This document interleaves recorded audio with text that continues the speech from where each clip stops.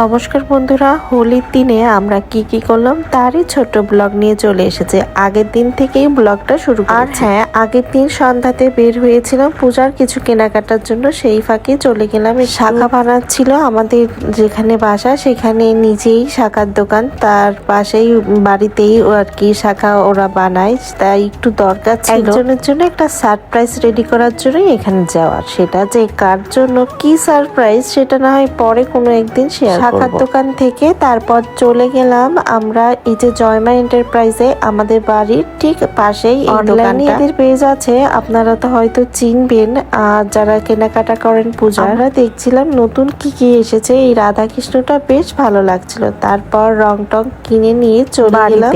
আর তিহান বাবুর সেই আগের দিন থেকে অনেকটা জ্বর। আমাদের তো প্ল্যানই ছিল বিধু আর আমি দুজনে মিলে ঠাকুর করে ভোগ নিবেদন করব, কিন্তু ছেলেটার আমার এতই যে জ্বর এসেছে, ওকে রেখে আমি যেতে পারিনি। তাই বিধুই সব কিছু সুন্দরভাবে করেছে। ভোগের খিচুড়ি করেছে, বেগুন ভাজি করেছে, পায়েস করেছে, ফল কেটে দিয়েছে, আরো কত কি করেছে। আর হ্যাঁ, তখন তো আমার শাশুড়িও তখন ছিল আর কি, তাই প্রীতিকে নিয়ে বিধু এসেছিল। বিধু খুব সুন্দর করে ফল কেটে দিয়েছিল। বিধু বারবারই বলছিল প্রীতির কাজ খুবই ভালো, দেখলাম ও খুব ভালো গুছিয়ে কাজ করতে পারে। আসলে পূজার ঘরে গেলে ঠাকুরকে যখন এই নিবেদনটা করা হয় তখন যে ভালো লাগে, মনটা পুরো শান্ত হয়ে যায়। আমার থেকে তো মনে হয় বিধুই বেশি খুব সুন্দর করে ঠাকুরকে সাজিয়ে ভোগ নিবেদন করে। আসলে বিধু খুব সুন্দর করে ঠাকুরকে ভোগ নিবেদন করলো। আর এদিকে মেয়ে শঙ্খ ফু দিচ্ছে, আর কি যে মিউজিক দিয়ে দিচ্ছে সেটা তো শুনছিলেন হয়তো। তারপর আমি স্নান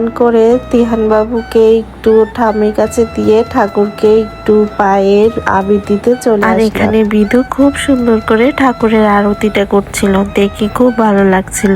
আর এই যে পুজোর সময় যে এই যে ধূপ ধুনোর ঘ্রাণটা এত ভালো লাগে, আমার শুধু নয় হয়তো সবারই খুব ভালো লাগে। তারপর তিহান বাবুকে নিয়ে আসলাম, তখনও তিহান বাবুর গাটা হালকা গরম ছিল। আর এদিকে তিহান বাবুর বড় মা ওকে কোলে নিয়ে প্রণাম করাচ্ছিল। আমার কি সুন্দর করে প্রণাম করলো দেখলেন। আসলে বাচ্চাদের ধর্মীয় যত আচার অনুষ্ঠান নিয়ম নীতিগুলো এখন থেকেই কিন্তু শেখে।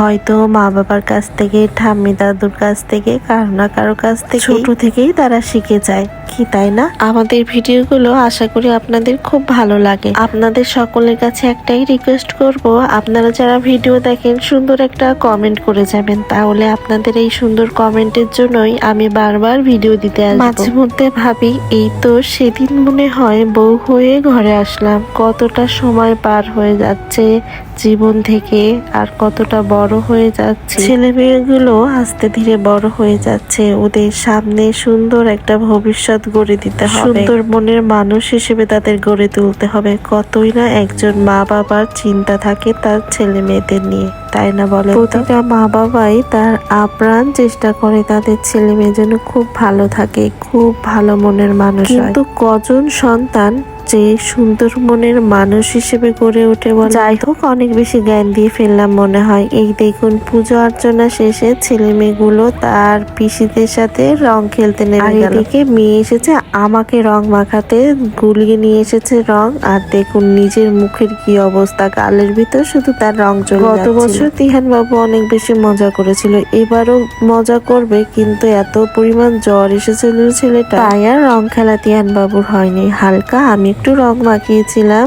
আর এই দেখুন মেয়েটার কি অবস্থা, এত কিউট লাগছিল। বিধু আমার মাকে একটু আবির দিল, মা আবার আমাদের সবাইকে দিল। তিহান বাবু শুধু ঠাম্মিকেই আবির দিয়েছে আর আমাকে আবির দিয়েছে, কারণ ছেলেটার আমার অনেকটাই জ্বর ছিল, সেই জন্য ও রং খেলতে পারিনি। দেখে আমার যে কি কষ্ট হচ্ছিল যে ওরা একটু আনন্দ করবে কিন্তু করতে পারলাম না। এমন একটা বয়সে আছি যে ছেলে মেয়ের আনন্দ দেখলেই নিজেদের খুব ভালো লাগে। এদিকে তিহান বাবু আবার তার মাসি ঠাম্মির কাছে একটু এসেছে আবির দিতে। সবাই একসাথে রং খেললে একটা আলাদা মজা থাকে। তিহান বাবু দেখুন আমাকে খুব সুন্দর করে রং মাখাচ্ছে। লাগলো আপনাদের কাছে আমাদের এই হোলি উৎসব বা দোল পূর্ণিমার দিনে আমরা কি করলাম তার ভিডিও জানাবেন কিন্তু।